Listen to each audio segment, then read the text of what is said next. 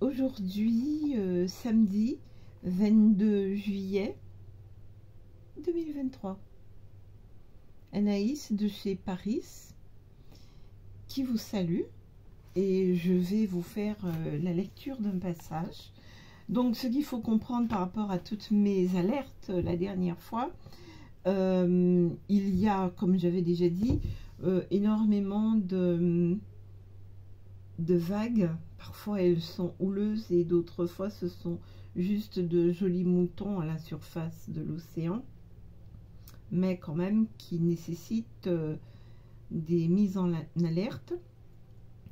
Et donc je souhaite protéger les échanges, les achats sur la ligne thebookedition.com.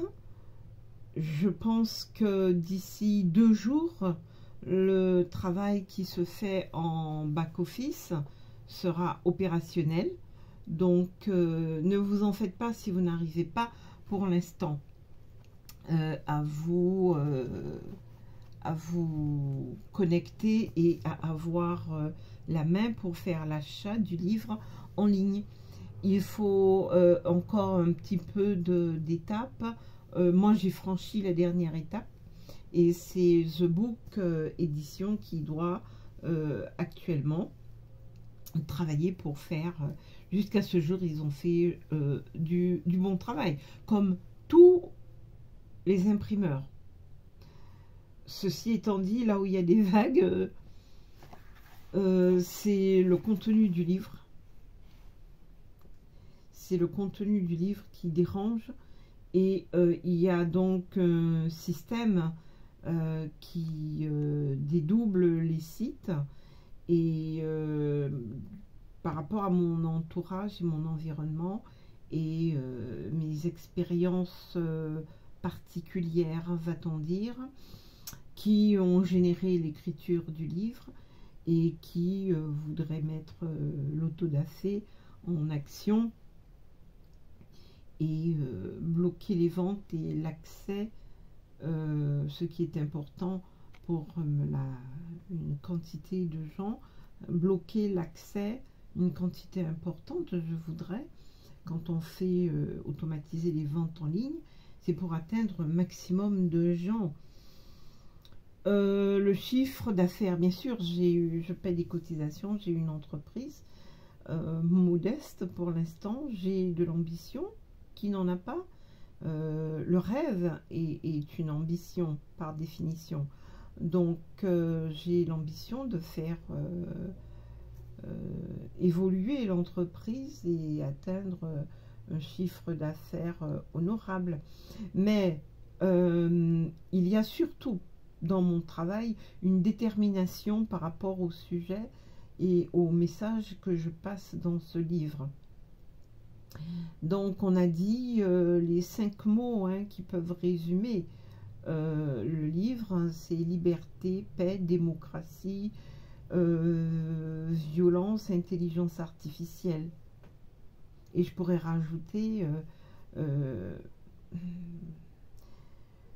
comment dire, la vieillesse, comment allons-nous vivre notre vieillesse, et les personnes âgées à l'heure actuelle, on leur réserve quelle place. Elles ont fait leur part et puis à un moment elles ont le droit de se reposer et on a le droit d'avoir des petits gestes gentils, aimables et de les laisser se promener, errer à travers la planète jusqu'à ce qu'elle parte peut-être au fin fond de l'univers, dans les trous noirs. Il semblerait que c'est là où se trouve la mort. Donc on peut en parler, on peut en discuter. Moi je n'y vois pas d'inconvénient. Ça fait partie de la même pièce, pile ou face, vie, mort. Les deux nous accompagnent. Quand on vit, on marche à côté de la mort et puis le reste, point de suspension. Je vous laisse lire le livre qui nous amène dans l'espace, mais qui nous permet de redescendre aussi sur Terre et de trouver des boîtes à outils pour faire face à nos difficultés, où chacun, rien n'est imposé, chacun fait son propre choix.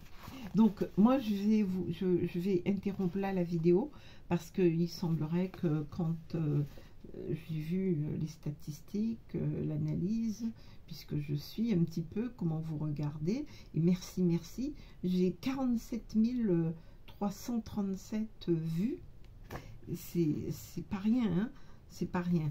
Donc merci encore, c'est simple, mais ça contient énormément de mots, ce merci. Et il faudrait donc maintenant arriver à peut-être 1 million. Donc j'ai encore 2 fois de travail à fournir pour vous montrer l'intérêt du livre.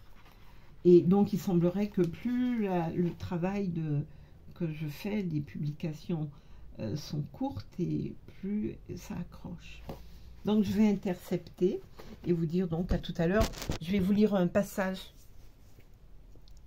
Je vais vous lire un passage qui parle de quoi? Qui parle de la cupidité. La violence, synonyme de cupidité, nous entraîne dans les méandres de la mort.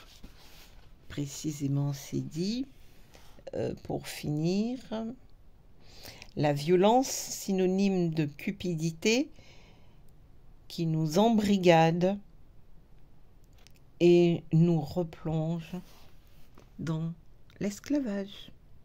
À tout à l'heure pour la suite.